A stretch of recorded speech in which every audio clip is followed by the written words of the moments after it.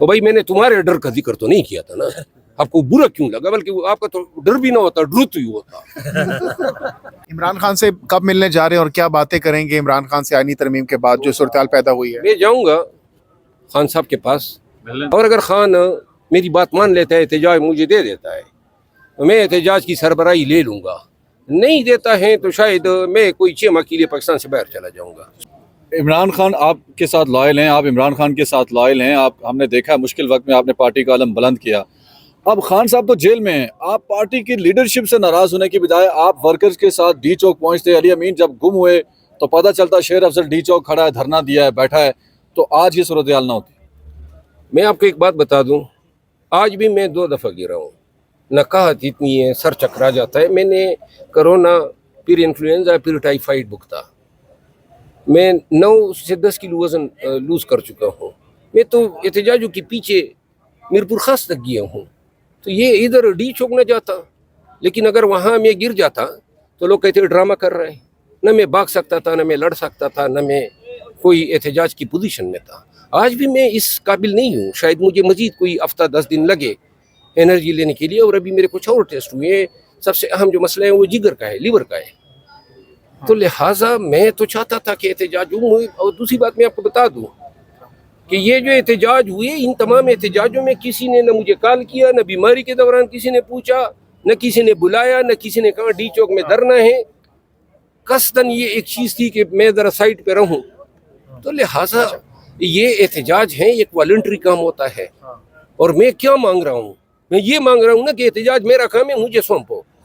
اور اگر نہیں سونپتے ہیں اس طرح کے احتجاجوں کا, میں اس آئندہ نہیں بنوں گا. اچھا سر, قیادت میں سے کون ایسا ہے جو آپ کو لگتا ہے کہ وہ بہت زیادہ آپ کے خلاف ہے اور آپ کو موقع نہیں دے رہا؟ دیکھیے, میری کوئی ذاتی عداوت تو کسی سے نہیں ہے.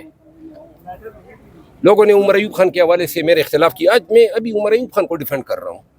میں ابھی بھی اس کے چیمبر سے آیا ہوں. اس کے ساتھ کیا میرا اختلاف ہو سکتا ہے دوسرے کسی کے ساتھ؟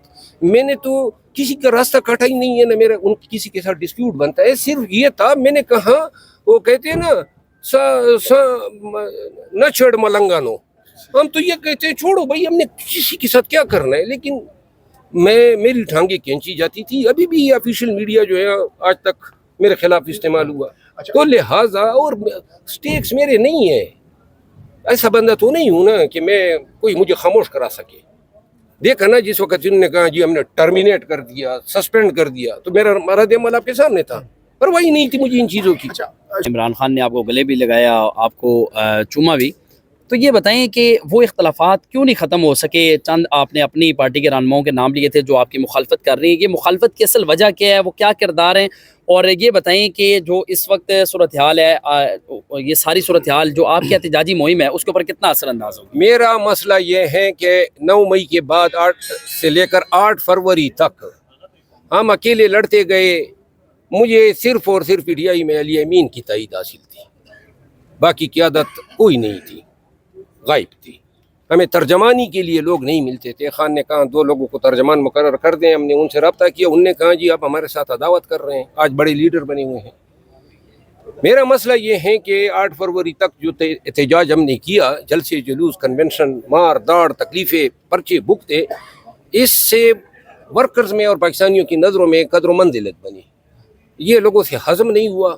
تو 8 فروری کے بعد جو ہی قیادت باہر آئی تو یہ سب جو ہیں مجھے کھینچنے لگے. اکیلا ٹارگیٹ بن گیا. اور 11 اپریل کو پہلے انہوں نے مجھے فوکل پرسن سے ہٹوایا. ہٹائے جانے کے بعد آہستہ مجھ سے کیسز لیے گئے جو جن میں خان کا وکیل تھا, اور اس کے علاوہ کور کمیٹی سے نکالا, پولیٹیکل کمیٹی سے نکالا, ممبرشپ سسپینڈ ہوئی. کیا تھا, جس پارٹی کا شیرازہ بھی کر چکا تھا اس کو اکٹھا کیا. غداری کے الزامات ہم پہ لگے, ایجنٹ کے اسٹیبلشمنٹ کا. تو ہم تو چلے غدار ٹھہرے, جو وفادار تھے انہوں نے کیا کیا؟ کوئی احتجاج ہو سکا؟ تو لہٰذا اور پھر یہ جو احتجاج ہے, خان نے مجھے کہا بھی کہ قیادت یہ سمجھتی ہے کہ جی یہ کریڈٹ آپ لے جاتے ہیں. تو کریڈٹ تو تب ملتا ہے نا جب آپ کچھ کرتے ہیں خود, اور کریڈٹ کے لیے تو کوئی تا ہی نہیں. ہمارے ساتھ آ جاتے نا, خالی میدان تھا اور سر پٹ ہم نے گھوڑا دوڑایا. تو لہٰذا اگر کوئی اور ہمارے ساتھ ہوتا.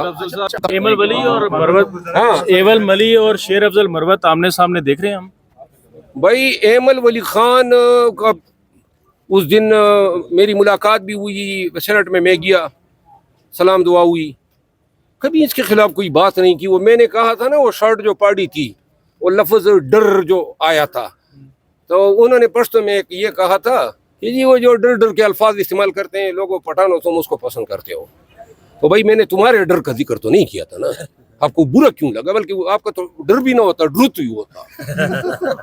اس کا خیال ہے کہ صرف وہی زبان درازی کر سکتا ہے. حضرت کبھی واسطہ پڑا نہیں ہمارے ساتھ, ٹھونگ بجا کے تسلی کریں آج گے. جو آمنا سامنا ہوا, آمنا سامنا جب ہوا تو کیا ہوا؟ آج عمر ایوب خان کے خلاف جو اس نے الفاظ استعمال کیے, وہ عمر ایوب خان کے زخم کوئی بھول سکتا ہے؟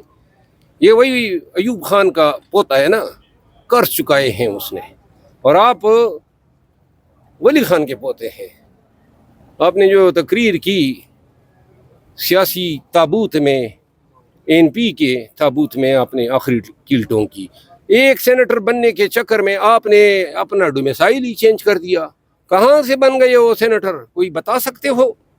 لہٰذا آئندہ کے لیے آپ زبان درازیاں کریں.